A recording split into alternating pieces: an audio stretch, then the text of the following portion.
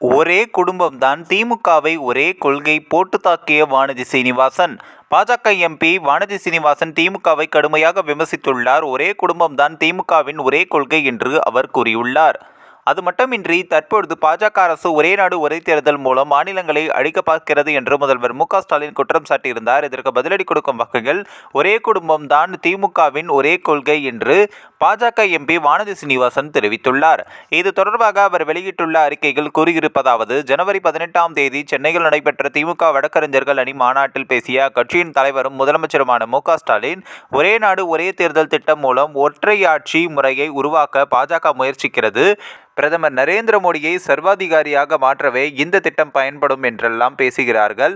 மற்றும் அது மட்டுமல்லாது, ஒரே நாடு ஒரே மதம் ஒரே மொழி என்று பாஜக அரசு பயணிப்பதாக எப்போதும் சொல்லும் அதே குற்றச்சாட்டை முன்வைத்திருக்கிறார்.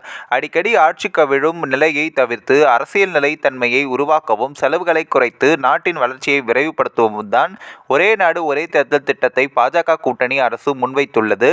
மேலும் ஒரே நாடு ஒரே தேர்தல் திட்டம் என்பது இந்தியாவுக்கு புதிதல்ல. 1952 முதல் 1967 வரை நாடாளுமன்றத்திற்கும் மாநிலங்களின் சட்டப்பேரவைகளுக்கும் ஒரே தேர்தல் நடந்து வந்தது. எதிர்க்கட்சிகள் ஆளும் மாநில அரசுகளை சர்வாதிகார காங்கிரஸ் அரசு கலைக்க தொடங்கிய பிறகுதான் தேர்தல் என்பது அடிக்கடி நடக்கும் ஒன்றாகிவிட்டது. நாடாளுமன்றத்துக்கும் சட்டப்பேரவைகளுக்கு ஒரே நேரத்தில் தேர்தல் நடக்கும் போதுதான் தமிழகத்தில் திமுகவும் கேரளத்தில் கம்யூனிஸ்ட் கட்சியும் ஆட்சியை பிடித்தது. ஒரே நேரத்தில் தேர்தல் நடந்தால் தேசிய கட்சிதான் வெற்றி பெறும் என்ற திமுகவின் வாதம் தவறானது. ஒரே நாடு ஒரே தேர்தல் திட்டத்தால் திமுகவின் அதன் தலைவர் மு.க.ஸ்டாலினும் அச்சமடைந்திருப்பது வழக்கறிஞர் மாநாட்டில் அவர் பேசியதில் தெரிகிறது. இந்தியாவை ஒரே நாடாக ஏற்காத அரசியலமைப்பு சட்டப்படி தேசிய கீதத்தை முதலில் பாட வேண்டும் என்ற கோரிக்கையை கூட ஏற்க மனமில்லாத திமுகவுக்கு எப்போதும் தேசியத்தின் பக்கம் நிற்கும் தமிழக மக்களை பார்த்து அச்சம் ஏற்பட்டிருக்கிறது. அதனால்தான் திமுகவை அரசியலமைப்பு சட்டத்திற்கு எதிரானவர்களாக சித்தரிக்கும் முயற்சிகளில் இறங்கியிருப்பதாக ஆளுநர் மீது குற்றம் சாட்டுகின்றனர்.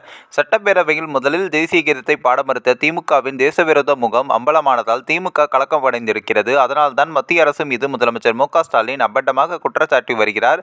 தந்தை மகன் பேரன் என குடும்ப ஆட்சி நடத்தி வரும் திமுக இப்போது கொள்ளுப்பேரனையும் களமிறக்க தயாராகிவிட்டது. ஒரே குடும்பம் தான் திமுகவின் ஒரே கொள்கை. அந்த ஒரே குடும்பத்திலும் ஆண் வாரிசுகளுக்கு மட்டும்தான் மகுடம் சூட்டப்படும் என்று வானதி சீனிவாசன் கடுமையாக விமர்சித்துள்ளார். இந்த ஒரு வீடியோ குறித்து உங்களுடைய கருத்துக்களை நீங்க மறக்காம கமெண்ட்ஸ்ல சொல்லுங்க. நம்ம ஏஷியாநெட் நியூஸ் மீடியம் தொடர்ந்து ஃபாலோ பண்ணுங்க.